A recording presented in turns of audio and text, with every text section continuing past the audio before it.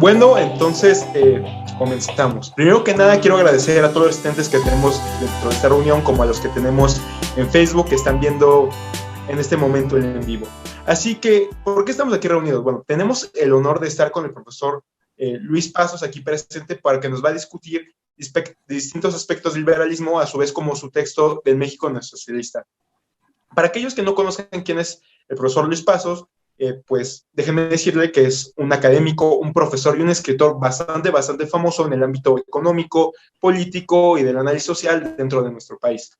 Él ha sido un escritor de más de 44 títulos a lo largo de su larga carrera, así que tiene bastante experiencia en estos temas. Es profesor de Derecho por parte de la escuela, perdón, es licenciado en Derecho por parte de la Escuela Libre de Derecho, a su vez tiene la carrera en Economía tiene estudios en Economía por parte del Tecnológico de Monterrey, estudios en Administración Pública por parte de la Universidad de Nueva York, maestría y doctorado por parte de la Universidad Nacional Autónoma de México, la UNAM, y a su vez un doctorado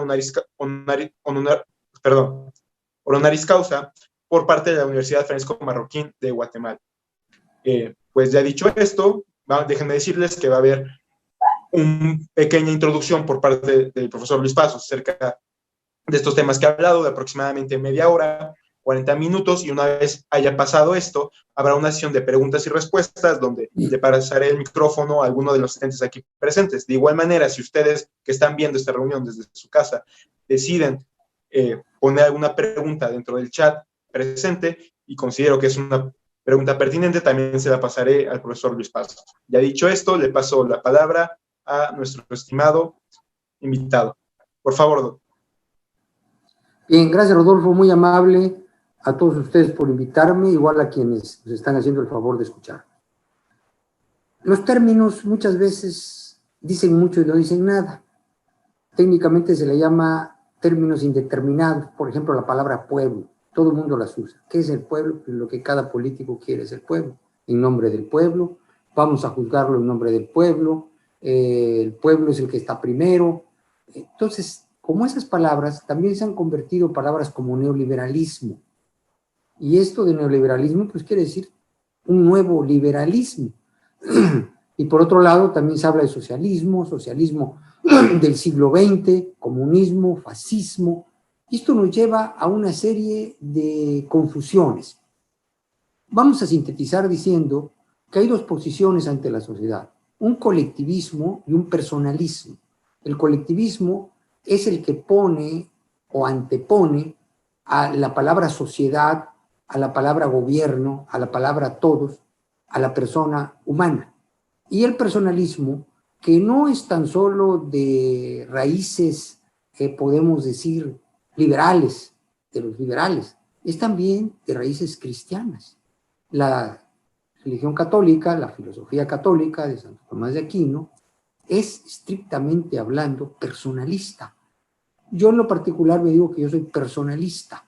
¿Qué quiere decir esto? Que antes que la sociedad, que todos estamos nosotros mismos y que el gobierno está para servir a la persona y no la persona a la sociedad. Y esto coincide con el liberalismo. La primera discusión es, ¿Cristo era liberal o era socialista? Y podemos rascarle a la historia de Cristo y concluir que era liberal o concluir que era socialista, pero podemos decir que él dijo, dada al César lo que es de César y a Dios lo que es de Dios, es la primera división entre gobierno y personas. Y así vemos cómo, por ejemplo, cuando los denarios, él habla y de la anécdota de los denarios, pues él dice que no puede haber igualdad económica. No es lo mismo quien entierra los denarios a quien reproduce los denarios. Entonces, hay mucha confusión en esto. Pero vamos a centrarnos en el siglo XX y decir qué ha pasado y qué ha pasado en México. Porque actualmente se habla mucho de que México fue un país neoliberal. Se da por hecho, como digo yo, take for granted, se da por hecho, de que vivimos un liberalismo y que ahora viene a salvarnos el socialismo como algo nuevo. La tesis mía, y que sostengo en esta breve plática, es que México ha sido un país socialista o neosocialista. y que lo que se pretende presentar como algo nuevo, como un cambio, es en realidad lo que hemos vivido. Si nosotros nos vamos a la Constitución de 1917, vemos que prácticamente es una constitución socialista, no es una constitución liberal. Originalmente debería ser liberal, porque fue una copia de los Estados Unidos, pero se ha ido llenando de cambios. Para decirles algo, pues la Constitución mexicana ha tenido más de 700 cambios, mientras que la Constitución de Estados Unidos, con más de 200 años de vigencia, pues solamente tuvo 23 o 24 enmiendas para meterle the Bill of Rights, que es precisamente lo más importante de la Constitución, las garantías individuales, que también en nuestra Constitución es básico, garantías individuales, que ahora se han hecho a un lado y se habla de garantías sociales. Ese también es un mito, una mentira, algo que nos lleva al error. Las garantías sociales. ¿Quién es el titular de las garantías sociales? El gobierno. Entonces, atrás de la palabra pueblo, de la palabra social, se esconden una serie de falsedades, atrás de términos bonitos. Por ejemplo, justicia social. Ese es otro término. Tengo un libro que se llama Justicia contra Justicia Social. Y vemos que justicia social pues va en contra de la justicia, porque la justicia es dar a cada quien lo suyo, y la justicia social es quitarle a unos para darle a otros. Todo esto vemos que hay una discusión o unas posturas de término, pero aterrizando, vemos por ejemplo en el caso de México, el siglo pasado, y todavía en este siglo, pues la mitad de la población está en el campo, y nosotros cuando decimos campo, hablamos como si fuera la parte pobre. Pensamos que el campo debe estar pobre, no es cierto. Usted va al campo en Estados Unidos y ve a gente rica, los granjeros ricos, quienes explotan la tierra rica, y aquí la mayoría de los que están en el campo es gente pobre. Muchos de ellos todavía están en la era de la leña. Hace poco andaba yo por un pueblito y es triste ver que todavía queman la basura, hacen hoyos, como cuando yo era pequeño, en el patio de la casa teníamos, hacía un hoyo y ahí se quemaba la basura. No hay un camión que recoja la basura. Mucha de esta gente vive entre la basura, muchos no tienen electricidad, siguen en la era de la leña. ¿Y esto es por qué? ¿Por qué el campo mexicano se ha atrasado? ¿Por el neoliberalismo? ¿No? Si vemos, el campo mexicano desde 1914, en la conferencia de Niágara, se adoptó, fíjense, esta es paradoja, una recomendación de los Estados Unidos, una reforma agraria. Y una reforma agraria tipo socialista, una repartición de la tierra que se agrandó, por ejemplo, con el general Cárdenas. Se repartió 3 veces la superficie cultivable. Y si nosotros nos vamos a las leyes que apoyaban esta reforma agraria, son prácticamente las mismas que apoyaron la reforma agraria en la URSS. Estaba prohibida la propiedad privada. Muchos no han leído todas estas leyes agrarias. La propiedad reinante en la tierra de México, en el campo de México, era la propiedad colectiva, los ejidos. No había o estaba prohibida la propiedad privada. Una anécdota cuenta que un ganadero, una persona del campo muy importante, amigo de Lázaro Cárdenas, pues le invadieron sus tierras. Entonces él fue a ver al general y dijo: oye, Lázaro, me está invadiendo las tierras. Bueno, pues sí, es que tenemos que repartir. Y dijo: mira, colindante a mis tierras hay una gran cantidad de terreno, reparte esas. Y que le contestó Cárdenas: no, pero lo importante es quitarle a uno. Ni modo, tú eres el que se te va a quitar para repartirlo. O sea, había tierra para repartir sin dueño, mostrenca, como se llaman, y no, se le quitó a unos para darle a otros, porque esa era la noción. Hay que quitar, hay que repartir. Y hay un principio que dice que cuando no hay seguridad jurídica, no hay seguridad en la propiedad, pues no hay inversión. Entonces, ¿cuáles fueron las consecuencias de esa reforma agraria? Primero, la migración hacia las ciudades y hacia los Estados Unidos. ¿Por qué? Porque destruyeron la hacienda, que se sataniza, pero una forma de producir. Una forma de producir. Había hacendados que eran unos abusadores y había otros que les pagaban, que tenían a los trabajadores, y que si es bien, pues era necesario, podemos decir, que hubiera más propiedad, más distribución, pero el gobierno la hizo en una forma arbitraria. Fue el gobierno el que distribuyó, no hubo compraventa de tierras, y lo importante es la producción. ¿Qué pasó en el campo mexicano?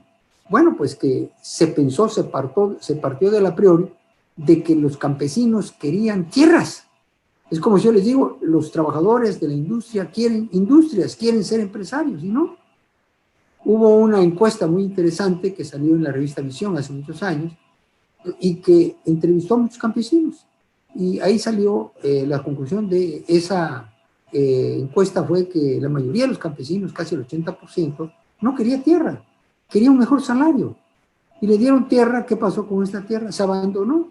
No tenía las características y las tierras eran un promedio de 4 hectáreas lo que se le daba, pues una superficie que era muy difícil automatizarla. Entonces, ¿qué sucedió? Se fue abandonando la tierra, se formaron los cordones de pobreza en las ciudades, los Estados Unidos felices porque pues muchos mexicanos se fueron a Estados Unidos a trabajar y aquí se quedó el campo atrasado. ¿Por qué? Por una institución neoliberal, por una institución socialista, perdón, liberal, ¿no? Por una institución socialista. ¿Qué pasó con Cárdenas? Bueno, pues hubo la expropiación petrolera. Paradójicamente, ahí hubo intereses también de los Estados Unidos. ¿Por qué? Porque en ese tiempo había exceso de producción de petróleo. Y en México, esa expropiación fue fundamentalmente a los ingleses, que tenían el 70% de las, podemos decir, de la industria petrolera en México, y el 30% de los americanos. Pero independientemente de eso, esta expropiación, bueno, pues dejó en ceros a la industria mexicana petrolera.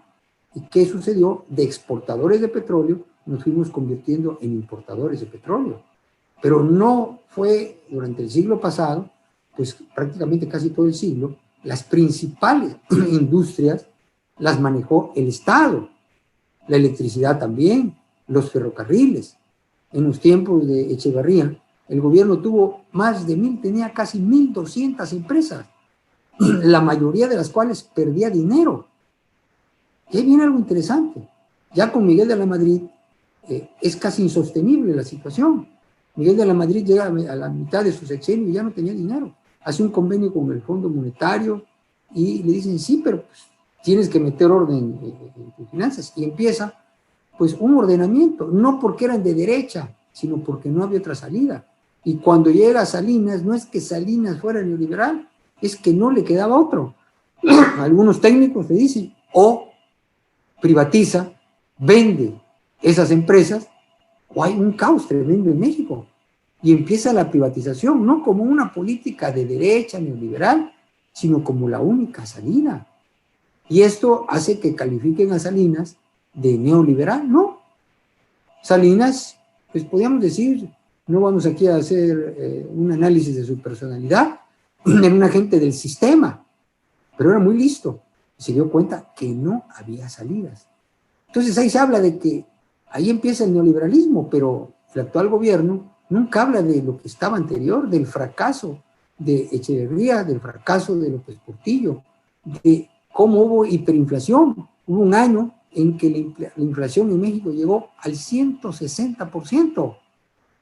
Y se devaluó el peso, se le tuvo que quitar 3 ceros. En este momento, si no tuviéramos los 3 ceros, el intercambio estaría en 20,000 pesos mexicanos por dólar. Entonces, todo esto es producto de políticas, ¿qué? Socialistas, o como yo digo, no socialistas. ¿Por qué? Porque también se puede hablar de un neosocialismo. El socialismo fracasa, y esto fracasa en 1990, cuando la URSS pues abandona el socialismo, y no es porque lo bombardean los Estados Unidos, simplemente ya no sirve. Y dicen, lo abandonamos el socialismo. ¿Qué pasa en la China de Mao? Yo tuve la oportunidad de estar en China en 1980, un año después de que murió Mao. Todavía me tocó esa miseria que vi en China, un tremendo desempleo, la gente sentada en la calle, sin trabajo, no había clase media, además los ricos, que eran los del gobierno, los pobres. Entonces, ¿qué pasa cuando muere Mao? Bueno, pues su sucesor dice, esto tenemos que cambiar.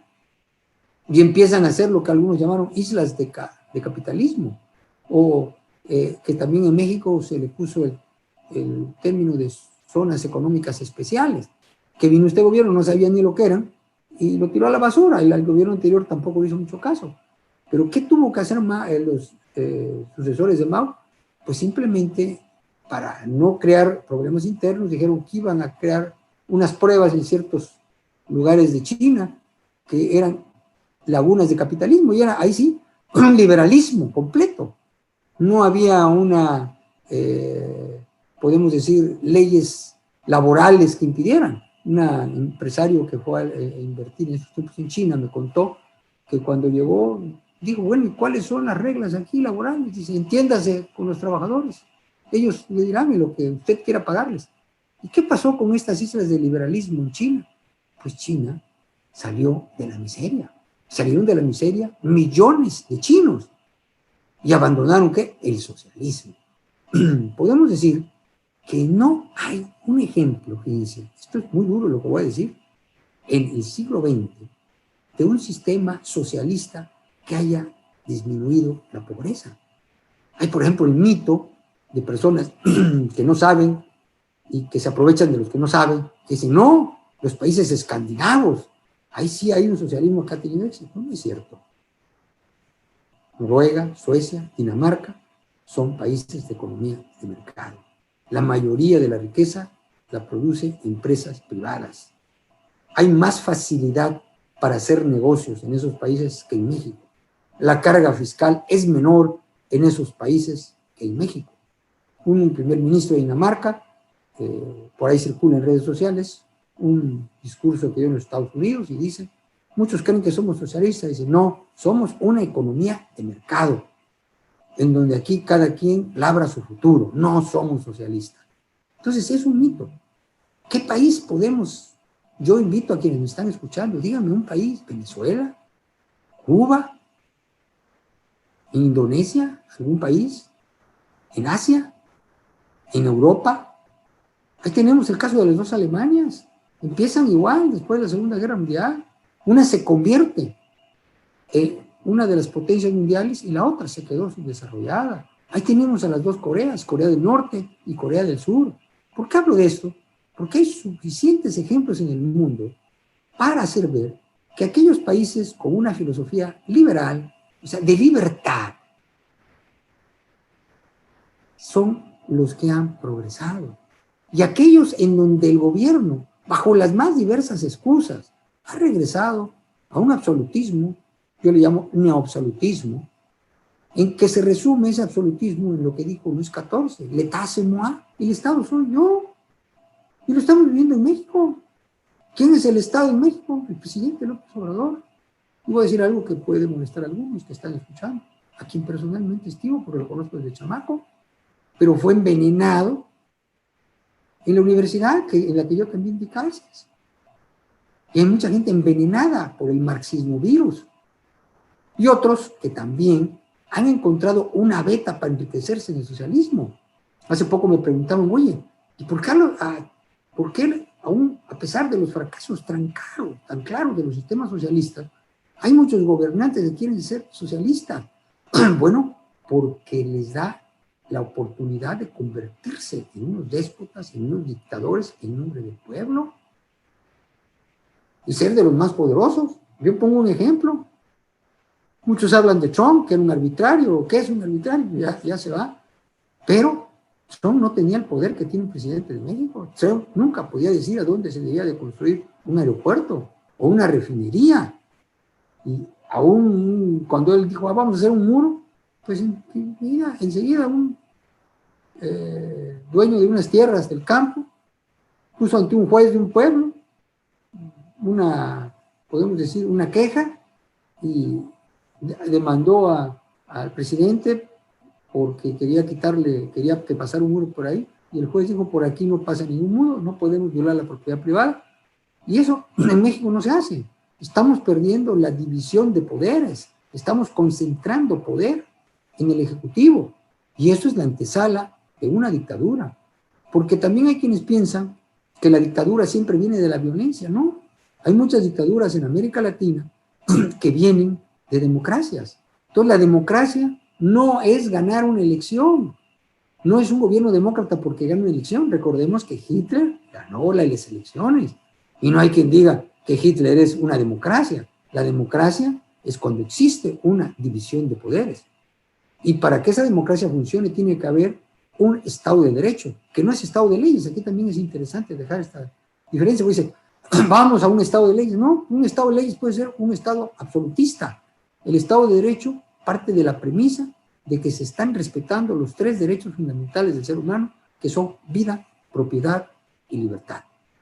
Y ahí podemos hablar de Estado de Derecho. Lo demás no es Estado de Derecho, es un remedio de Estado de Derecho. Entonces, lo más peligroso actualmente es estos gobiernos que han llegado al poder, estos gobernantes, por la vía democrática, pero una vez en el gobierno empiezan a cambiar la Constitución, empiezan a concentrar poderes y se vuelven, ¿qué? Dictadores. Independientemente que sean legales. La dictadura puede ser legal o ilegal, pero es dictadura. Entonces, en México estamos perdiendo la noción de democracia real, de Estado de Derecho, y nos estamos acercando a una dictadura democrática. Entonces, las conclusiones, para ya pasar a las preguntas, es: no hemos sido, en la mayor parte de la historia de México, un país liberal o neoliberal. Las instituciones que han predominado en nuestro país son socialistas, son absolutistas, son colectivistas, y es por eso que estamos atrasados. El campo, en donde está casi la mitad de la población, es un ejemplo claro de ello. En el campo no han llegado, podemos decir, la propiedad privada, la competencia, la libertad de producir. Y en la industria, pues ha estado atrás. Y los cambios, estas libertades, y los cambios que se hicieron con Peña Nieto por necesidad. Estaba en quiebra técnica Petróleos Mexicanos, y una de las soluciones fue abrir a la iniciativa privada la explotación del petróleo. Actualmente, por cuestiones ideológicas, violando la Constitución, se le niega ya las concesiones a los particulares, y Pemex no tan solo está quebrada, sino tiene una paradoja muy fuerte: entre más produce, más pierde dinero. Las pérdidas de Pemex están a niveles récord. Igual, en la Comisión Federal de Electricidad se permitió que hubiera inversión privada y produce la energía hasta un 60% más barato que el gobierno, pero los que están ahí enfrente, que lo que quieren es tener todo para ellos, estos monopolios, ¿para qué? Voy a decir algo muy fuerte: para robarse el dinero impunemente, para que no lo comparen con la empresa privada. Han regresado a un absolutismo en la electricidad, en el petróleo, y tenemos el peligro ya inminente, no de ir a un nuevo sistema, sino de regresar al sistema priista del siglo pasado, que era un sistema estatista, colectivista, y con uno que otro periodo hacia una economía libre. Pero fundamentalmente vivimos el siglo pasado y hasta ahora en un país prosocialista. Aún con los gobiernos panistas de Fox y de Calderón, no se tuvo la mayoría legislativa para hacer cambios de fondo. El cambio que hizo Peña Nieto de abrir el petróleo a los particulares lo había propuesto Calderón y no lo apoyó el PRI. Y cuando lo hizo el PRI fue porque no le quedaba otro. Entonces, si analizamos seriamente, objetivamente, la historia económica de México, vemos que lo que se está proponiendo ahora no es un paso al futuro, sino es un paso atrás hacia el siglo pasado, y que el mismo México, esto que están proponiendo, ya fracasó. Con esto termino la parte expositiva y nos vamos a la parte de preguntas por ustedes. Muchas gracias, profesor, por esta excelente exposición. Bueno, ya dicho esto, para aquellos que gusten comentar o tengan alguna pregunta, por favor pónganla en el chat para que yo pueda leerlas. En caso de que haya alguna relevante, pues la pueda pues canalizar acá. Por mi parte, tengo 2 preguntas. Mucho se ha dicho acerca de, bueno, más bien usted mencionó cómo Cárdenas, pues obviamente no tenía un respeto por la propiedad privada, ya sea en el aspecto de los ejidos, ya sea en el aspecto del petróleo, etcétera, etcétera. Pero algo que leí en su texto que me pareció muy interesante es acerca de la educación, que se implantó una educación socialista en México. Yo luego hablaba con familiares un poco, o amigos mucho ya más grandes de edad, y les hablaba de las atrocidades cometidas por Mao o de los fallos de la teoría marxista en ciertos aspectos. Y recuerdo que me dijeron esto: muy directamente me dijeron, es que nosotros nunca vimos lo que tú nos estás diciendo en la escuela. Nosotros leíamos los textos de estas personas. Nosotros éramos adoctrinados por esos textos. Nunca vimos el lado opuesto. Entonces, en un contexto donde la educación está capturada por los sindicatos en el día de hoy, ¿qué pasó? ¿Por qué al día de hoy y durante muchos años la educación ha sido capturada por este tipo de ideologías? ¿Y cuál ha sido la consecuencia de eso? Bueno, lo que tú dices es muy importante. Ellos saben que si se apoderan de la mente de las personas, pues se van a apoderar un país. Nosotros decíamos del presidente Andrés Manuel López Obrador, él estudió en la Facultad de Ciencias Políticas, y ahí la mayoría, no todos, porque por ejemplo el director de mi tesis de licenciatura fue Rubén Salazar Mayén, que en su juventud fue socialista, pero después se dio cuenta de lo que estaba y abandonó el socialismo. Pero la mayoría de los profesores de ciencias políticas, la mayoría de los profesores de economía en la UNAM eran socialistas y le llenaban a los muchachos la cabeza de estas teorías. Yo, pues, prácticamente toda mi vida académica la he hecho, no en, como diría el presidente, en universidades fifí, no, yo la hice en la UNAM y estoy muy orgulloso de haber estudiado en la UNAM. Y tuve maestros buenísimos en la maestría, en el doctorado de la UNAM, y mi licenciatura la hice en la Escuela Libre de Derecho, en donde va de tocho morocho, como dirían, para gente humilde, para gente de clase media, y van fifís también ahí, pero es una escuela que no es una escuela, ni yo tampoco hablo mal de la Ibero o de estas escuelas fifís, hay maestros buenos, pero también en esas escuelas hay gente que está lavando el cerebro a los jóvenes. Yo recuerdo hace muchos años, no digo que sea ahora, fui a la Náhuatl y pues me atacaron, es donde más me han insultado, ¿no? En la UNAM. Estaba ahí el rector y a raíz de eso hizo una investigación y se encontró en aquel tiempo que habían llegado como 20 profesores de Chile y eran los que estaban dando clase en la Náhuatl. O sea, los jóvenes, los hijos de empresarios, estaban aprendiendo las doctrinas socialistas en la Universidad Anáhuac. Y en ese momento, pues, despidieron a muchos profesores, porque dijeron, pues, estamos haciendo el caldo gordo a gente que no compartimos la forma de pensar. Entonces, eso ha pasado en México. Y no tan solo en la UNAM, no tan solo en las universidades públicas, sino en las universidades privadas, en las escuelas privadas. ¿Por qué? Porque los marxistas están muy metidos en la educación. Y los que no son marxistas, pues muchas veces no tienen claro cuál es la solución.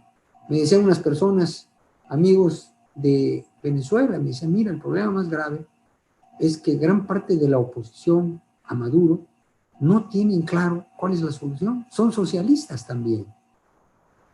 Entonces, hace falta, en América Latina, hace falta en México, no tan solo decir que está mal lo que está pasando, sino proponer caminos, son sencillos, respetar la propiedad, respetar la libertad de las personas.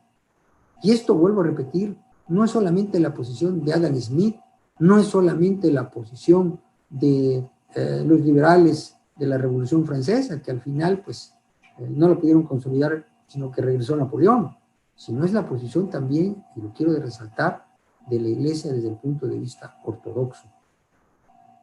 Hay que explorar la llamada Escuela de Salamanca, donde está Luis de Molina, Fray Juan de Mariana, y ahí encontraremos uno de los puntos de vista económicos que pensaremos que está hablando un liberal o que está hablando Adam Smith. Es más, muchos dicen que Adam Smith vivió de la Escuela de Salamanca. ¿Qué quiero decir con esto?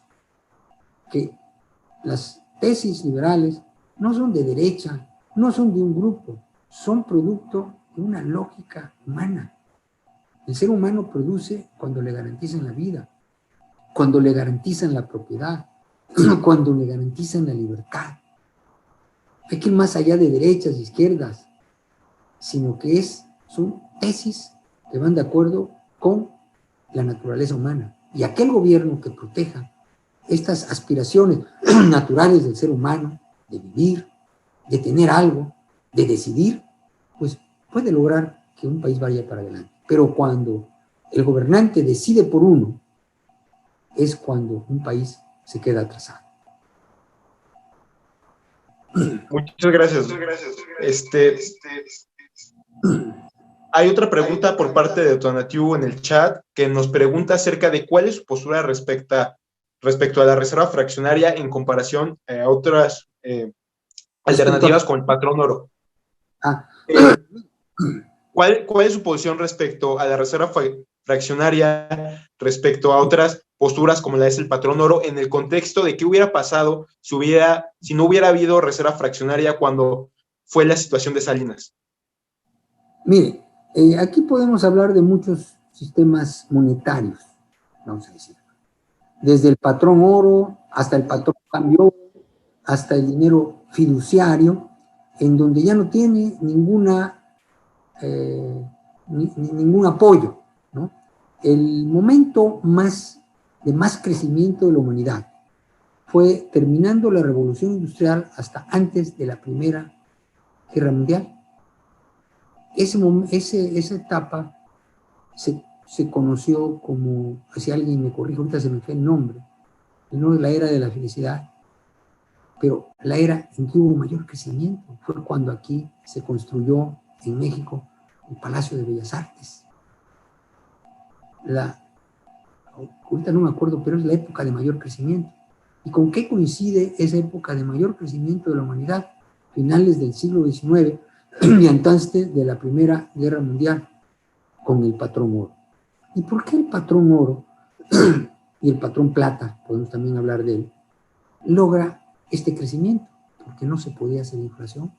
Porque también hay que decir, si hay exceso de oro, como hubo en Castilla, en los siglos XVI y XVII, el oro que llegaba de España, ahí se habló de la miseria dorada, que era que había tanto oro y lo tenía el gobierno que generó inflación. O sea, todo exceso de dinero circulante, y esto precisamente lo dice Luis de Molina y también Fray Juan de Mariana, cuando se le quita la ley, dice Fray Juan de Mariana, al dinero, viene el aumento de los precios. No es el oro un sello 100% contra la inflación, porque si hay exceso de oro, pero es más difícil que haya exceso de oro a que haya papel moneda.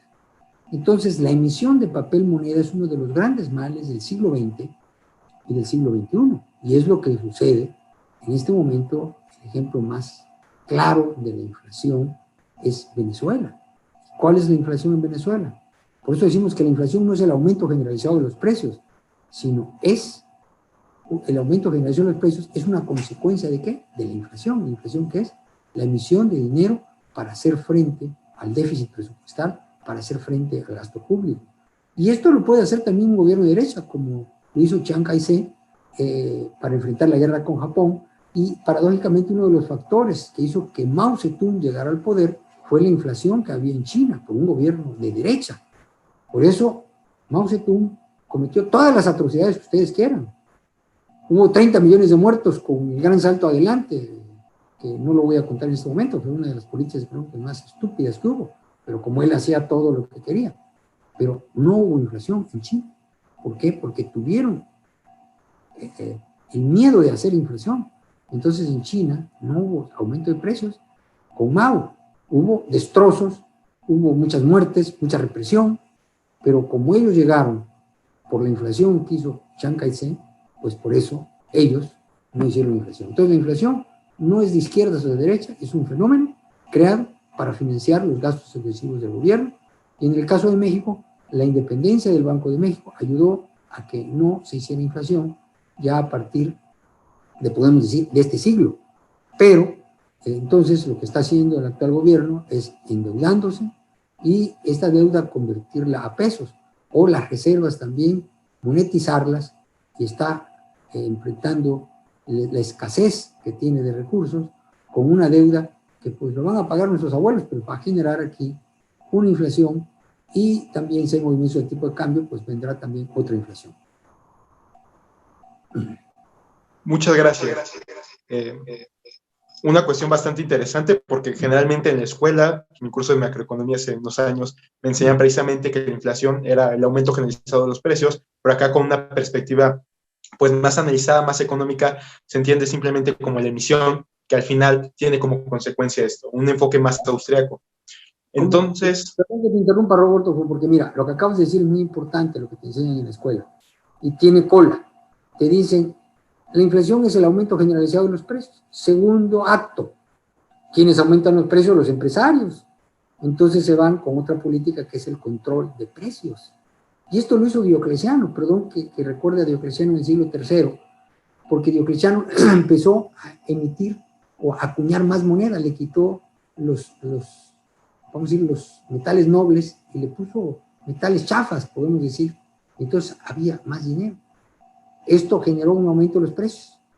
Entonces Diocleciano metió un control de precios.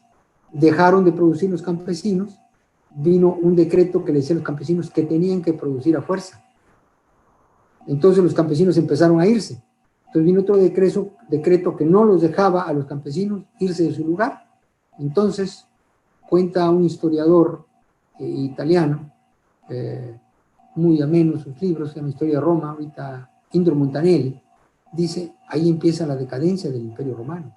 Y por primera vez se ven romanos yéndose a los países bárbaros. Antes los bárbaros querían entrar a Roma, como ahora quieren entrar mucho a los Estados Unidos, pero a partir de la inflación de Diocleciano se empezaron a salir, porque Diocleciano terminó siendo un tirano.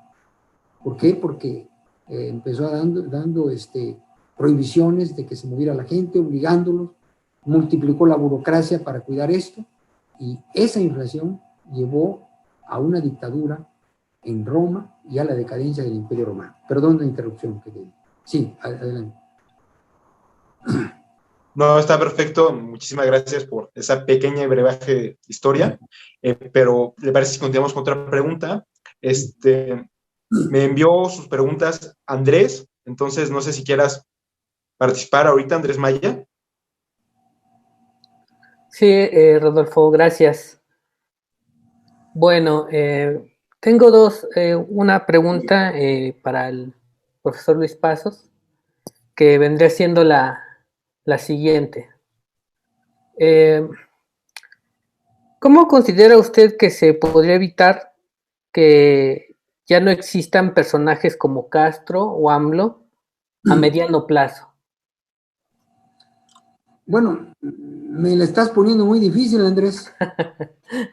¿Cómo podríamos evitar? Mira, desde luego es fortaleciendo los principios de la democracia y también teniendo, ahora sí, una ciudadanía más política en el buen sentido de la palabra. Este tipo de gobernantes necesita pobres. Ahora, el caso de Cuba fue especial, ¿no? Porque ahí tenemos que sale un dictador, y ahora si vemos lo que hizo Batista, pues todos dirían que regrese Batista. Había mucho más libertades, mucho mejores niveles de vida que actualmente con Castro. Castro bajó de la Sierra Maestra, le dieron charola de plata a Cuba, él prácticamente no luchó, se apoderó de la isla. ¿Por qué? Porque la gente estaba harta de Batista, y como dicen, salió de Guatemala para ir a Guatepeor. Y él se apoderó de la isla en una forma dictatorial. El Che Guevara, que es pues el héroe de muchos, era un asesino, fue un asesino serial. Hubo muchos muertos y el Che Guevara es el ejemplo del espíritu de, podemos decir, de persecución que hubo en Cuba. Y la mayoría de los cubanos que estaban en contra optó por irse de su país. En Cuba han salido más de 1 millón de cubanos, siendo que la población de Cuba es de 6 o 7 millones, si no mal recuerdo. O sea, casi el 15% de la población de Cuba ha salido. Entonces, pues ya los que quedan ahí lo que quieren no es votar a este sistema, sino salirse. Esto ha pasado también en Venezuela. En Venezuela hasta ahora la ONU lleva contabilizada 4,5, casi 5 millones de venezolanos que han salido, que es toda la población que había en Venezuela en 1950. Entonces vemos que la gente se va. De Argentina, que es un país también socialista, porque el socialismo revierte varios nombres. En Cuba era castrismo, en Venezuela chavismo, En Argentina es peronismo. Pero todo esto, el peronismo, el chavismo, el fascismo. Fíjense, hay veces que cuando uno tiene ideas liberales, libertarias, le dicen, eres nazi. Oye, y se les olvida mucho de dónde viene la palabra nazi. Nazi es nacional socialista. Y un día platicando con alguien, pues lo agarré en curva, ¿no? Fue de mala fe. Me dice, pues sí, soy socialista. Oye, ¿tú también eres nacionalista? Sí, soy nacionalista. Pues eres un nacional socialista. Y se quedó así, sí, eres un nazi, nacional socialista. Sin embargo, hay muchos con orgullo que dicen, soy socialista y soy nacionalista. Bueno, pues di que eres nacional socialista. Eso es el nacionalsocialismo. O el fascismo. Eres fascista. Oye, pues Mussolini era miembro del Partido Comunista, era socialista. Y el fascismo es una variable del socialismo. El comunismo es una variable del socialismo.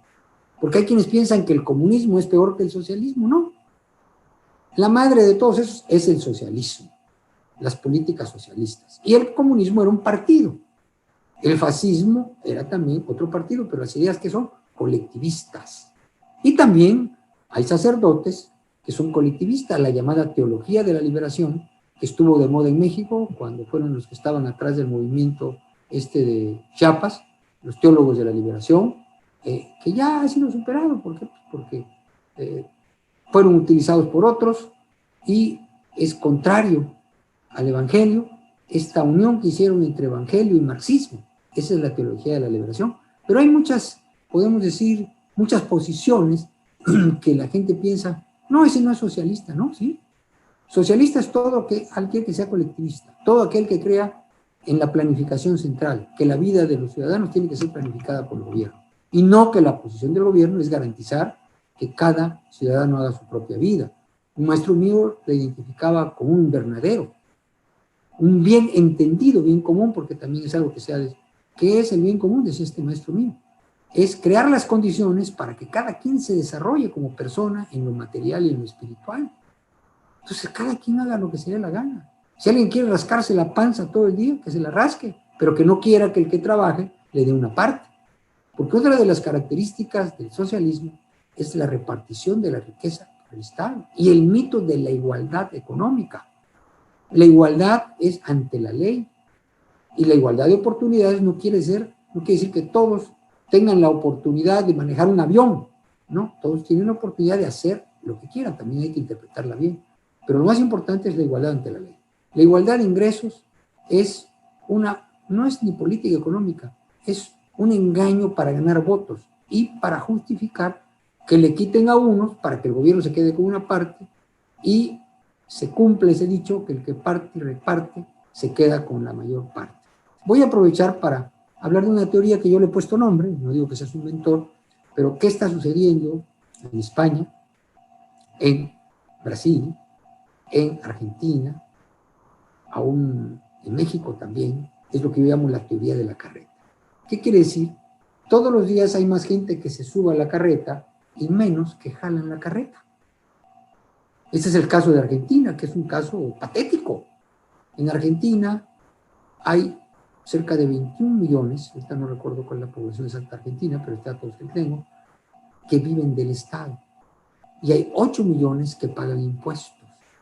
Es decir, hay más gente que vive del Estado que los que pagan impuestos. Y esto está pasando, y en México puede estar pasando. Cuando el gobierno empieza eso de que vamos a ayudar a los muchachos que no tienen trabajo, y vamos a ayudar al que... Pues es que para ganar adeptos. Entonces llega el momento que grandes cantidades van a las personas que les conviene más no trabajar que trabajar. Por ejemplo, el seguro de desempleo en Estados Unidos estaba sucediendo eso, igual en Europa. Había muchas personas que vivían de los seguros de desempleo. Yo recuerdo que una vez conocí aquí un español que vino en un viaje y cuando le pregunté, bueno, ¿y tú de qué vives? Dice, no, pues yo recibo del gobierno.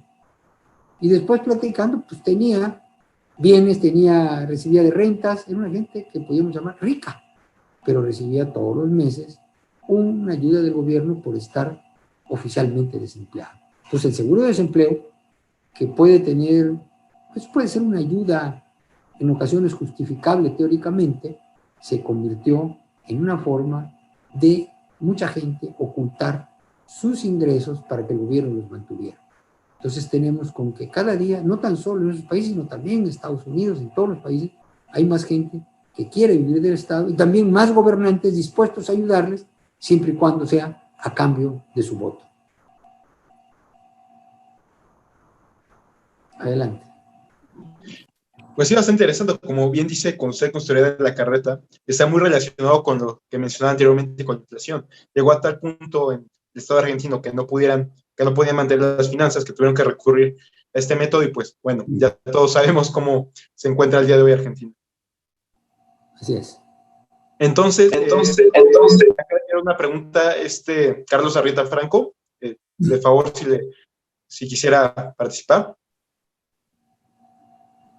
Hola, espero que sí se me escuche porque se me está cortando un poco el internet, pero yo quería preguntarle... ¿Sí? Vale. Quería preguntarle un poco más concreto al caso mexicano acerca del sistema de pensiones, el actual Afore. Si al ser un sistema que te impone un ahorro forzoso, esto es en dónde invertir, dónde y cuándo te va a regresar, si debería ser abolido y dejar al consumidor la decisión de cuándo, dónde y cuánto invertir. Esa es mi duda. Bueno, mira, es muy bonito que alguien diga todos a determinada edad van a tener una pensión. Pues yo ya debería estar pensionado y por ahí, en mis ahorros de estar en el Seguro Social, tengo una pensión mensual, pues era de 4,000, creo que 6,000 pesos. Sin embargo, yo conozco funcionarios públicos que tienen pensiones de 200,000 pesos y que ahora están en organismos internacionales y hablan de que hay que aumentar impuestos. Esto. Las pensiones se ha convertido en también una forma de vivir del Estado, muchos, injustamente. Por ejemplo, las pensiones, valga la redundancia, a los pensionados de Telmex, de Pemex y de la CFE, hay algunos que a los 55 años están pensionados y con pensiones enormes. ¿Y ustedes saben quiénes pagan las pensiones de Pemex y de CFE? Nosotros con nuestros impuestos. Pemex no tiene dinero para pagar sus pensiones. La CFE no tiene dinero. Y en el año 2000, el monto de las pensiones, de dinero que se tiene que destinar a las pensiones de la CFE y de Pemex, es más que lo que se va a gastar en la reforma, en la Secretaría de Marina para nuestra seguridad. Es más de lo que se va a gastar en la Secretaría de Salud. Son cantidades de miles de millones de pesos para pensionados, muchos de los cuales tienen menos de 60 años. Entonces vemos que las pensiones se han convertido en muchos países, entre ellos en México, como una forma de favorecer a ciertos grupos, de despacharse con la cuchara grande en las empresas estatales. Lo correcto, y que íbamos por lo correcto, es a través de las Afores. Cada quien va creando su propia pensión. Y a veces es poco, pero bueno, pues es lo que tú ahorras. Ahora, ¿quieres ahorrar más? Métele lo que se llama el ahorro voluntario. Pero ya ahorita hay el peligro que ese dinero de las pensiones pues, lo tome el gobierno con la excusa de que ellos van a repartir mejor las pensiones, porque es uno de los peligros.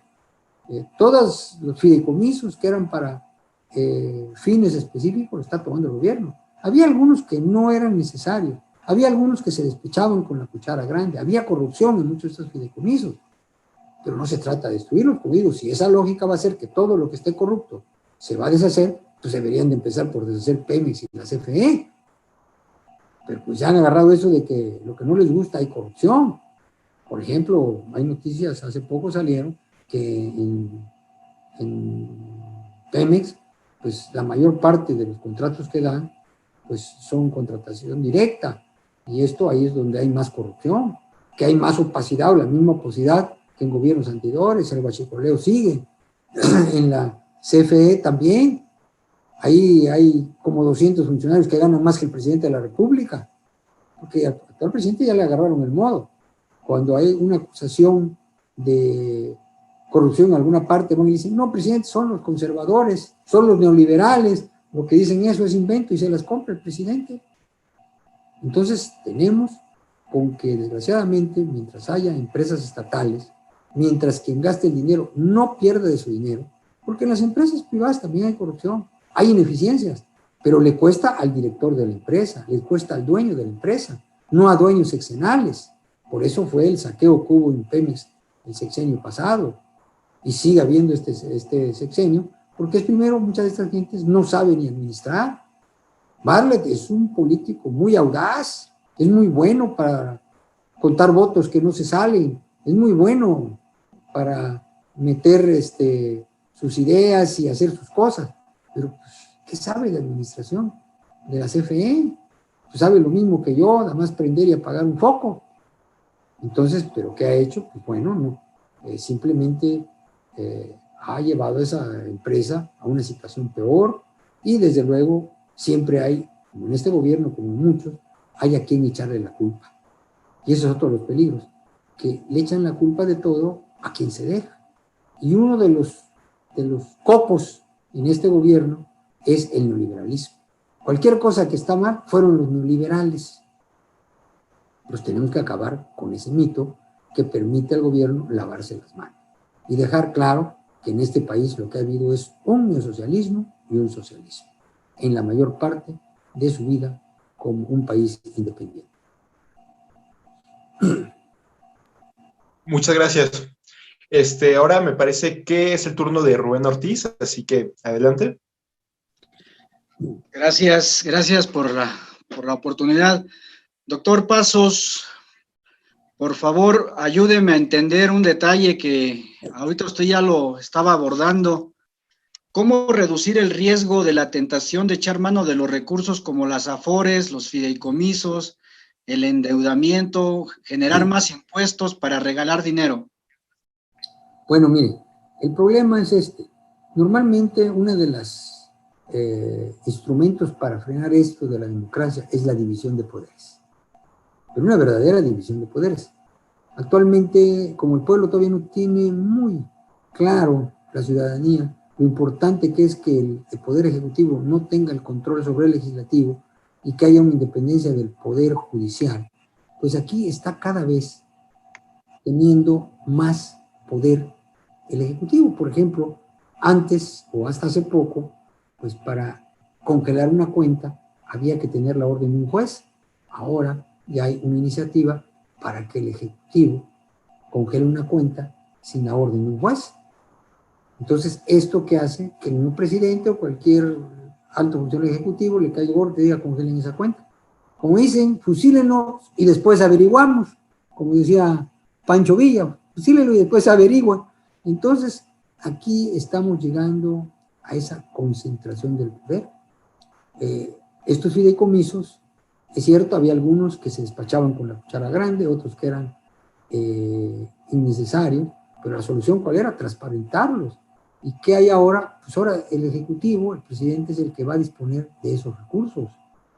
Y esto no es que, a lo mejor puede disponer hasta bien de esos recursos, pero una división de poderes es límites al poder ejecutivo. Y estamos a un camino de que en lugar de que se limite más el poder ejecutivo, cada vez se le está dando más poderes. Y tenemos un poder legislativo, tristemente, completamente subordinado. Un poder legislativo, pues que no se opone o no discute con el Ejecutivo, sino que hace lo que el Ejecutivo le dice. Y hay el riesgo que también el Poder Judicial empiece a tener esa actitud de hacer lo que quiera el Ejecutivo. Ojalá no. Muchos de los que están como ministros de la Suprema Corte, algunos fueron mis alumnos, otros son mis amigos, y me da tristeza que vayan a empezar la era de una subordinación hacia el Poder Ejecutivo. Que no es la primera vez que hay, sino que históricamente ha habido esta situación, pero ahorita ya está más descarado. En una ocasión, hace muchos años, cuando todavía yo estaba saliendo de la escuela, o sea, de la escuela libre, y me acuerdo que fui a comer junto con otro compañero que trabajaba con ese ministro, y le hice una pregunta al ministro, y como vio que éramos estudiantes, se abrió. Y le digo, oiga, ministro, ¿y ustedes hacen lo que les dice el presidente? Y me dijo algo que todavía me acuerdo, y fue hace como 50 años que me lo dijo. Y dice, mire, Pasos, nosotros no hacemos, a nosotros no nos dice el presidente qué hacer, dice. Nosotros hacemos lo que creemos que quiere el presidente. No necesita decirnos. O sea, me lo dijo, ya tenía unas copitas adentro el ministro, pero fue muy sincero conmigo. O sea, no es que el presidente le diga, oye, ministro, no. ¿Qué es lo que le conviene al presidente? Y muchas veces así han hecho los ministros. No los de ahora, sino los de casi siempre. ¿Y qué tenemos con los legisladores? Pues que hay pocos legisladores, porque no se necesita ser de oposición, sino aún del mismo partido del presidente, pues decirle, señor presidente, aquí usted está equivocando. Pero no, todo el mundo se subordina a sus asesores. Ahorita la cuestión esta del outsourcing es una tontería, es la subcontratación. Ya de por sí no hay inversión para empezar a crear más problemas a las principales fuentes de inversión. Las maquiladoras son outsourcing y les están metiendo problemas. ¿Qué va a pasar? Pues se van a ir, ya se están yendo varias maquiladoras y ahora se van a ir más y no van a llegar. En donde se va a criminar el tener una maquiladora o cualquier actitud que no les convenga al gobierno, pues lo pueden meter hasta la cárcel. O sea, está el presidente aceptando lo que le dicen algunos incondicionales, marxistas, que lo que quieren es destruir la economía. Porque hay gente que dice, oye, destruir sí. Entren a la ideología marxista y verán que en su primera etapa es destruir lo que hay para construir sobre las cenizas un país socialista, en donde todos sean felices, todos ganen lo mismo, pero entre son peras y son manzanas, están destruyendo lo poco que hay. Y desgraciadamente, muchas de las políticas que ha optado este gobierno son destructivas.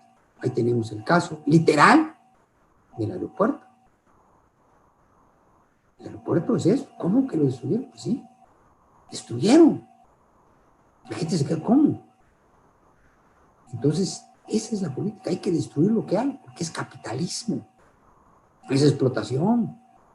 Y después ya que destruyen el país, entonces van a empezar a construir. Nada más que como en Venezuela, pues se quedaron en la destrucción. Y como en Cuba, ya llevan 50 años en la etapa de destruir y no han construido nada. Muy interesante los temas que está tocando. Ahorita que ya está hablando acerca de los jueces, de los magistrados, se me vino una duda respecto a la Constitución. En la Constitución mexicana, uno de los preceptos es de que, por así decirlo, la propiedad no es nuestra, no nos pertenece, sino que es una propiedad es propiedad de la nación y la nación la subroga a nosotros. Esto tiene como consecuencia que se pueda pues pisotear, atropellar los derechos de propiedad de todos los mexicanos. Esto, como ya lo vimos en los casos que mencionó, por ejemplo, en Cárdenas ya hace unos años, o incluso el de aeropuerto, un poco más reciente. Entonces, mi pregunta vendría, supongamos que el artículo que menciona ese aspecto, la verdad desconozco cuál es, supongamos que se cambia y dice la propiedad de los mexicanos. Ya es suya. ¿Esto sería suficiente para que se dé, de hecho, un respeto para la propiedad de México? ¿O habría que cambiar otro tipo de legislaciones o cambiar otro tipo de hechos para que realmente la propiedad sea nuestra? Miren, es muy fácil. Entre más se complica. Por ejemplo, en la Constitución mexicana tiene el doble de palabras que la Constitución de Estados Unidos. Entonces es una Constitución que se contradice de un artículo a otro. Primero voy a dejar claro lo que es una Constitución, porque voy a decir como una contradicción. Hay constituciones que no son constituciones. La Constitución se empieza a crear, el primer antecedente de la Constitución es como era de 1200 en Inglaterra, con Juan Sin Tierra, cuando un grupo en aquel tiempo llamaban burgueses, de clase media, de comerciantes, dice a Juan Sin Tierra, oye, ya párale, tú aquí no puedes hacer lo que se te dé la gana, aquí vas a tener que respetar esta ley. Y tú no vas a poder aumentar impuestos si no tienes la autorización de los legisladores. Así nace la Constitución moderna para irnos hasta Grecia, Roma. La Constitución es para crear un gobierno limitado. Y eso es lo que querían los franceses que estaban contra los Luises. La época de los Luises es un ejemplo de autoritarismo, de absolutismo, vuelvo a repetir, que se sintetiza en l'état c'est moi, el Estado soy yo. Entonces, ahí no hay constitución. La Constitución de Estados Unidos limita al gobierno de Estados Unidos y garantiza la propiedad, la libertad y la vida de sus habitantes. En México originalmente, así era cuando copiamos la Constitución de los Estados Unidos, pero las reformas han ido modificando esta realidad. Por ejemplo, en Estados Unidos, usted es dueño no tan solo de la tierra, sino del subsuelo, y aquí el subsuelo es el Estado. Si se encuentra en un terreno suyo petróleo, pues es del gobierno. Por ello mucha gente, oye, está saliendo una cosita espesa, negra, ni le hagas ni digas porque te van a quitar. Allá es bendición, aquí es maldición. Esto sucedió en cosas tan sencillas como fue los ídolos prehispánicos. Cuando el licenciado Echevarría sale una ley que los convierte todos en propiedad del Estado y automáticamente el que tuviera estos ídolos pues está fuera de la ley. Entonces muchos se los entregan al gobierno. ¿Saben qué han hecho con algunos de estos ídolos? Yo conocí un coleccionista que entregó al gobierno y después se enteró que estaban botados muchos de ellos en unos sótanos ahí y otros se los habían robado. Entonces vemos que eso, la falta de propiedad de los ídolos, no paró el que se los llevaran a otras partes. Pero mucha gente, a mí me contó una vez una persona algo muy triste. Estaba aplanando un predio para construir y de repente le dicen los trabajadores, él fue y le dicen, oiga, mira aquí hay idolitos y encontramos esto aquí y acá y le dice, habla con el ingeniero que estaba haciendo, oye ingeniero, encontré aquí esto, ¿qué hacemos? Paramos, y si usted quiere parar. Oiga, y si usted da aviso, nos paran la obra 1 o 2 años. ¿Y qué hago? Pásele la aplanadora a todo, recoja los que pueda y de ahí pase la aplanadora. Ese fue el consejo del ingeniero. ¿Para qué? Para poder seguir una construcción. Entonces este fue lo que hizo. Sacó lo más que pudo y todo eso, y ahora la aplanadora, y no le digan a nadie. Fíjense qué triste, tener que destruir para poder construir en México. Entonces hay leyes en la Constitución que se van pegando, hasta que la Constitución deja de ser una Constitución. Y más que garantizar los derechos de las personas, le garantiza al gobierno un poder sobre los derechos de la persona. ¿El poder de qué? De expropiar. Ellos se convierten en dueños de facto de toda la propiedad. ¿Quién es el dueño de facto de Pemex? Pues en este momento el presidente de la República.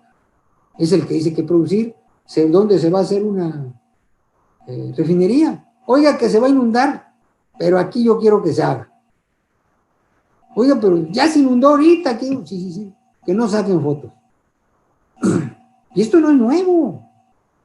Se construyeron unas siderúrgicas en un lugar cerca del mar, no me acuerdo exactamente por qué estado, pero se estaba hundiendo la mitad de las siderúrgicas, porque Cárdenas había dicho que ahí se construyeron una siderúrgica. Y en honor a Lázaro Cárdenas iba a construir una siderúrgica.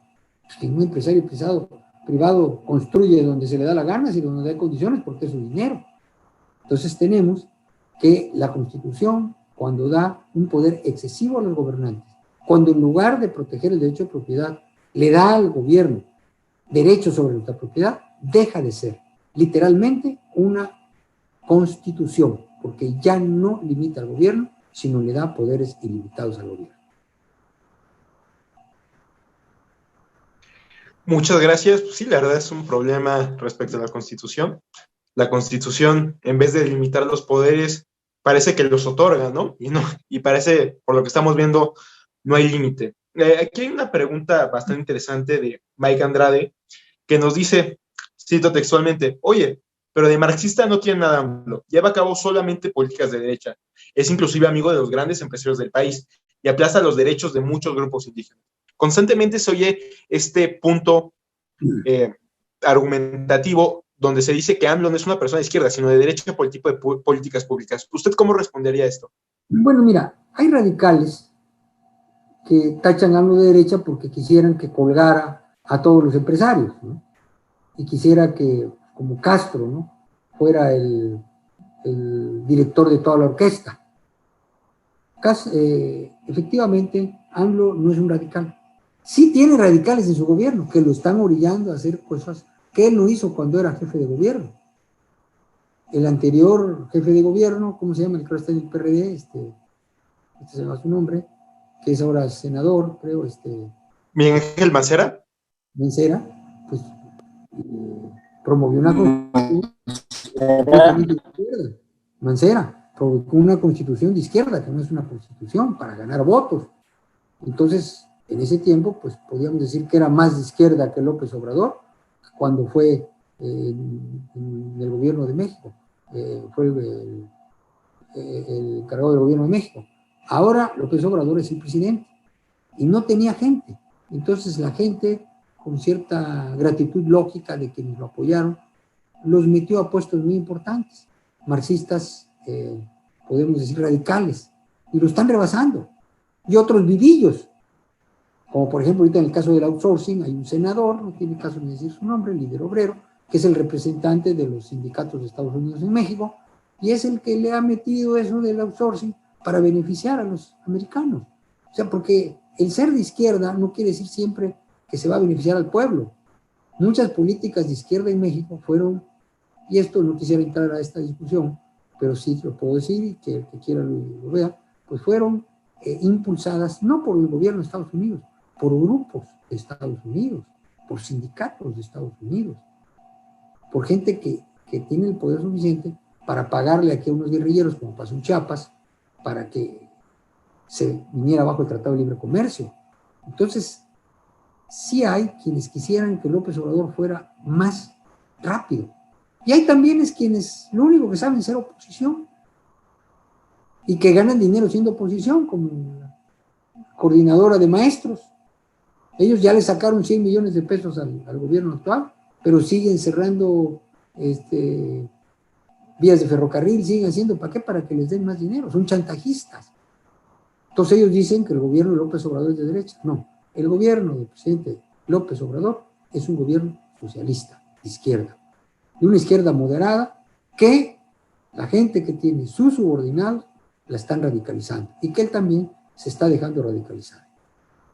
Entonces, sí hay el peligro, no tanto de convertirnos a corto plazo en otra Cuba o otra Venezuela a corto plazo, pero sí de tener fallas tales que nos lleven a un descalabro fuerte de la economía por las políticas erróneas que se están tomando. Por eso yo creo que más que calificar una política de derecha o de izquierda, hay que calificarlas en que funciona o no funciona. ¿Las leyes de outsourcing van a ayudar? No. Oye, que hay outsourcing que no cumplen con la ley, bueno, pues eso cualquier empresa, pues bueno, castígala. O baja tantos requisitos de la ley, tantas cargas fiscales y laborales a las empresas, pues que se van a la economía informal o que recurren a outsourcing, que son los que enfrentan estos cargos, y no yo. Pero la solución no está en quitar el outsourcing, la solución no está en prohibir que los particulares entren a explotar petróleo. En el Golfo de México, que está dividido a la mitad, en el lado americano hay como 10 compañías privadas y producen más petróleo que todo Pemex en toda la República. ¿Y saben cuánto invierte el gobierno norteamericano para sacar petróleo en el Golfo de México, en el lado que le corresponde? Ni un solo dólar. Recibe de las empresas privadas. Y aquí han invertido dinero para pozos profundos, le han pagado a técnicos privados y no han sacado ni un solo barril de petróleo. Ese es Pemex. Con Pemex están felices porque lo siguen saqueando, siguen siendo los dueños de Pemex. Entonces, una economía verdaderamente democrática, pues le diría, hay que abrir Pemex a los particulares. A ver, el sindicato de Pemex, que le paguen todos sus pensiones con acciones de Pemex, que se vuelvan accionistas de Pemex, y serían los primeros en denunciar la corrupción en Pemex. Pero si no, seguirían siendo de los beneficiados de esta corrupción, como son muchos sindicatos, como son muchos izquierdistas que ya le agarraron al presidente. Vamos a cerrar carreteras, vamos a hacer esto para que nos den dinero.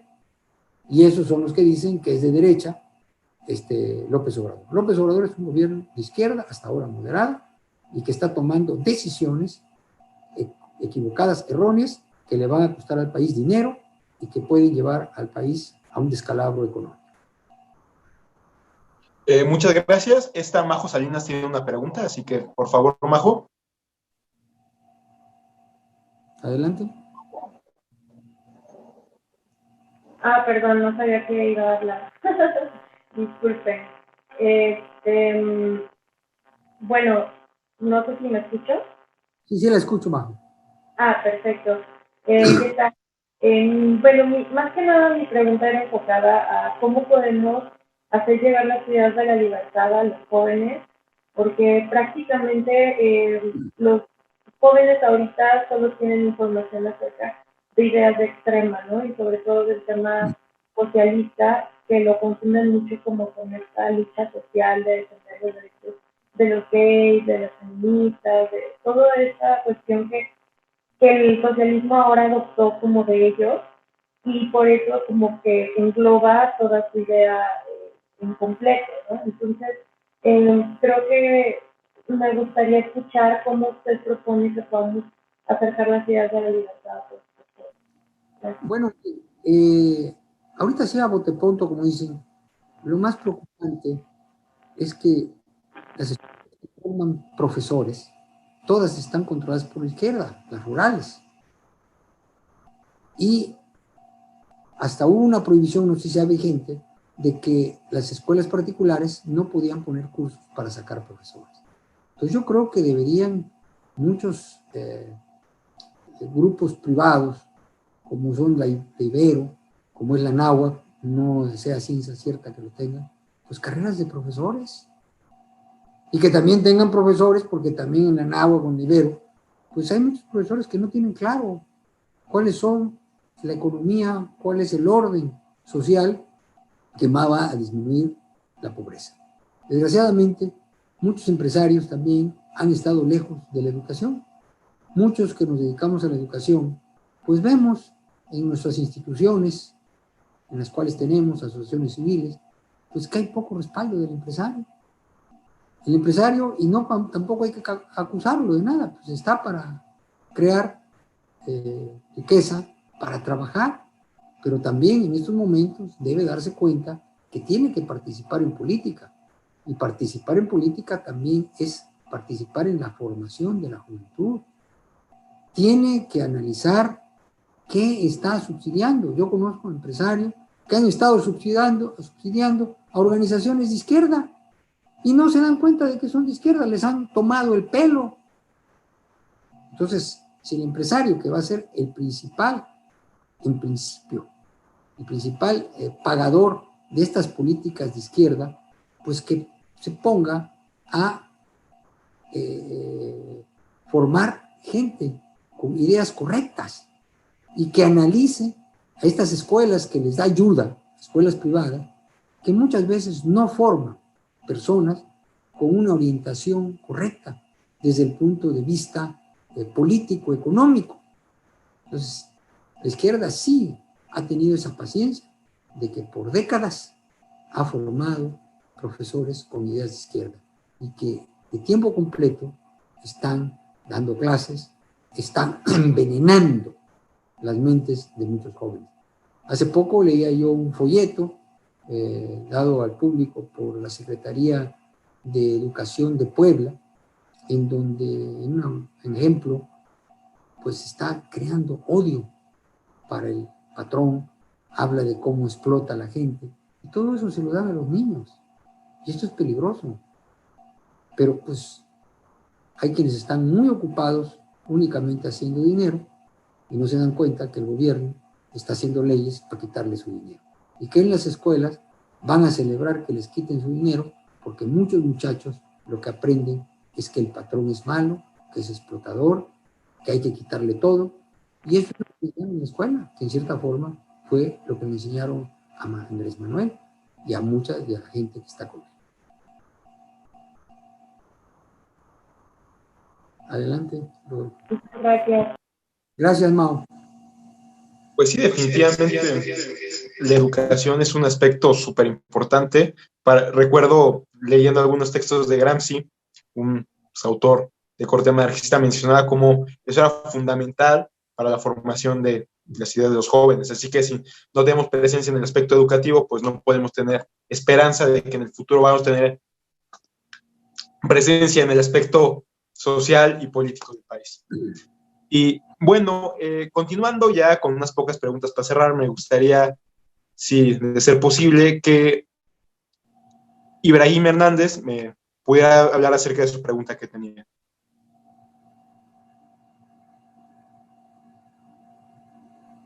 Hola, ¿qué tal? Buenas noches a todos. Buenas noches, Ibrahim. Buenas noches. ¿Qué tal? Pues para empezar, un gran tema de debate. Bueno, yo tengo una pregunta en base a lo que se ha platicado, a lo mejor un texto que por ahí leímos. Mi pregunta va ligada al, por ejemplo, la famosa dictadura del proletariado, que es en el socialismo, neosocialismo.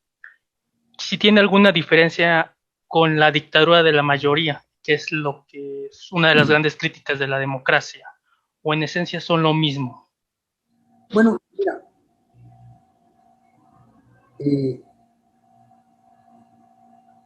la dictadura del proletariado es interesante.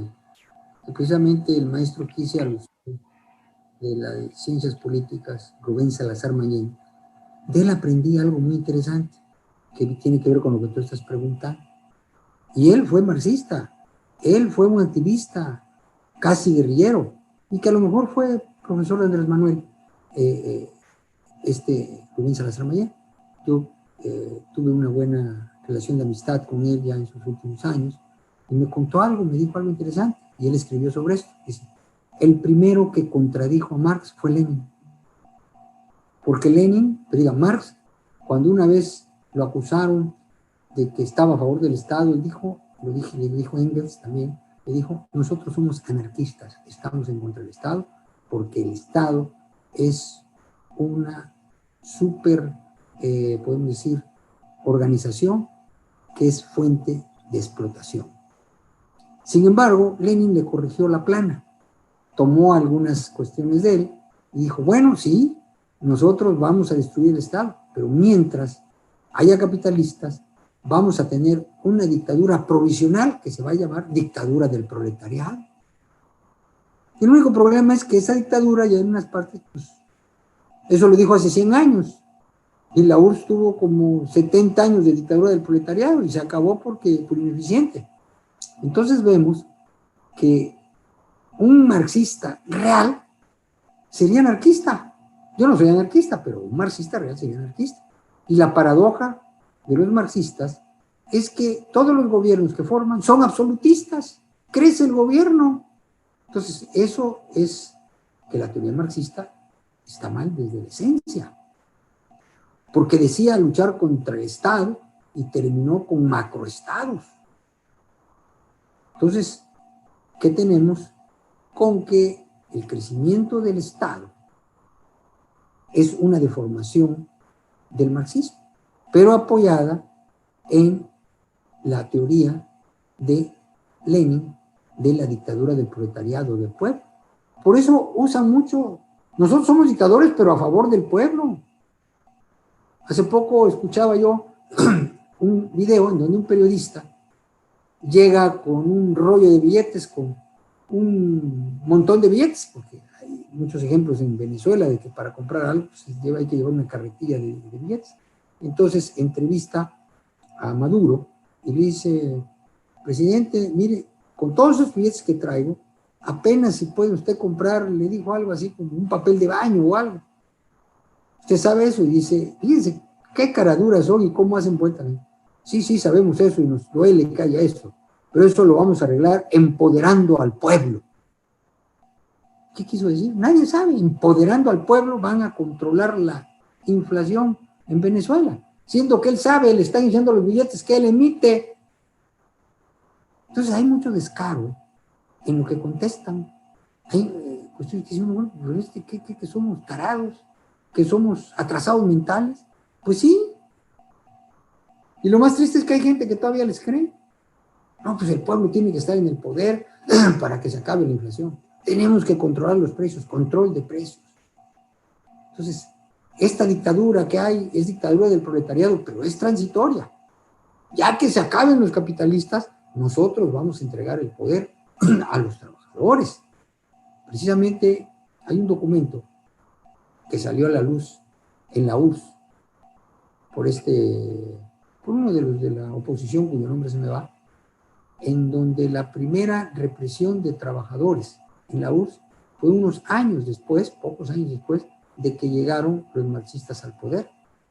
¿Y cómo pasó eso? Pues bueno, llegó el marxismo y pues había pocas industrias en la URSS, era un país prácticamente campesino, pero en una industria de las principales de la URSS había un sindicato muy poderoso y el líder sindical empezó a leer a Marx, nadie sabía que era Marx. Es más, pocos comprenden lo que dice Marx. El que diga que ha leído El Capital, que levante la mano, porque casi nadie le ha entrado todo el Capital. Rubén, no creo que hayas leído todos los tres. Entonces, digo, además leíste la introducción, entonces lo demás no le entendiste, ni yo tampoco. Entonces, ¿qué sucede? Empezó a leer y dijo, hombre, aquí dice el Manifiesto Comunista que las empresas van a ser para los trabajadores. Y se le hizo muy fácil, pues decir a todos los trabajadores, ya es la empresa de nosotros, ya llegó el socialismo, nosotros somos de la empresa, y empezaron a hacer. De repente, a los pocos días tocan a la empresa un tipo y dice, vengo de parte del Soviet Supremo, de la esta, y soy el nuevo director de la empresa. Entonces el sindicato dice, aquí no, esta empresa ya es de los trabajadores, no, yo tengo órdenes de que soy el que voy a dirigir la empresa.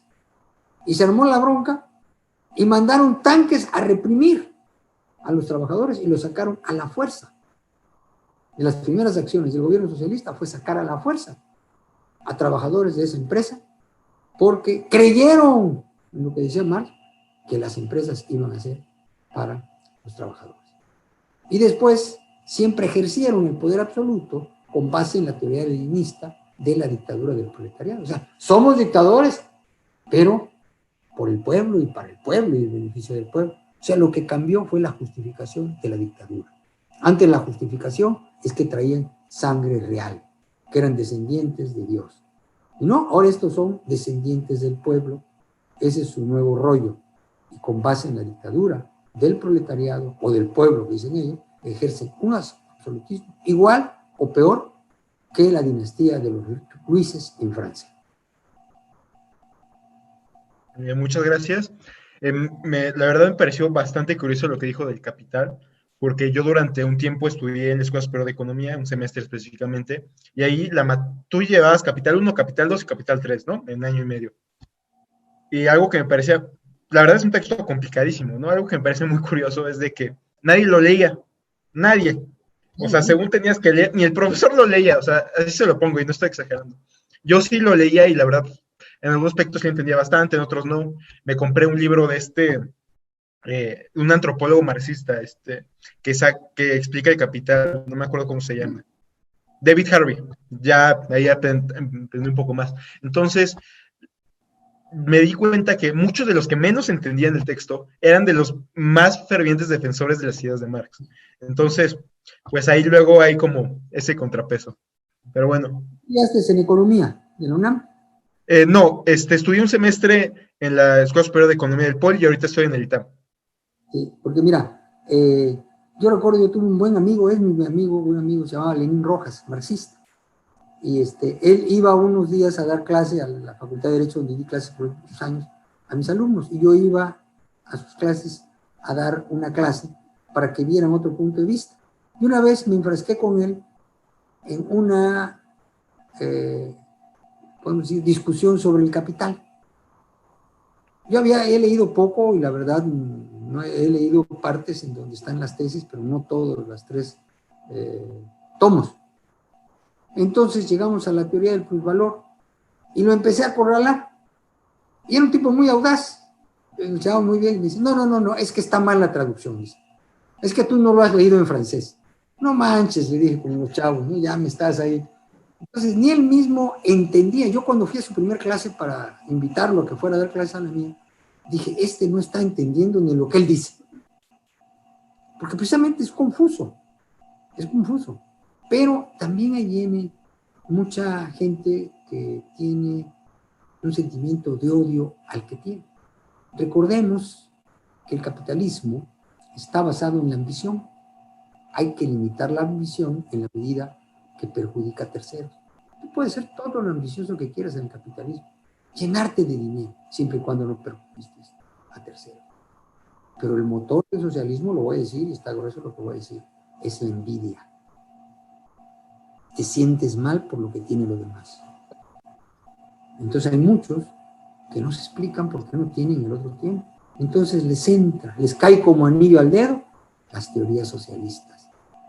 Porque lo único que explica, el que tiene es responsable de que tú no tengas. Y ponen en juego lo que se llama la teoría de la suma cero. El que tiene más es porque el otro tiene menos, lo cual no es cierto.